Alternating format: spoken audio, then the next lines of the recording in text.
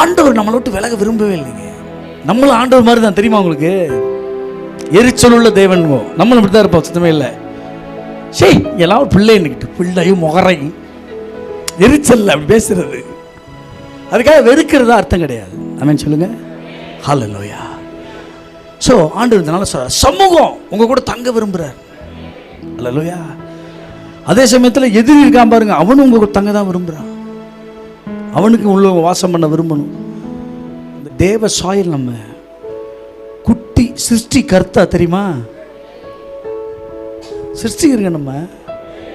தேவ சாயல் என்ன? வல்லமையும் அந்த சாயல்ல இருக்குது. அந்த சாயல்ல ஒன்றும் வல்லமை. பெத்தவனுக்குள்ள இருக்க இருமல் இருக்குதா? அப்போ அதே இருமல் வந்துச்சு மகனுக்கும். அப்போ மாதிரியே இருமல் நம்ம மரும்பாங்க. அப்போ அந்த அப்போ மாதிரி வரணும்ல, அந்த சாயல் நமக்குள்ள வரணும்ல.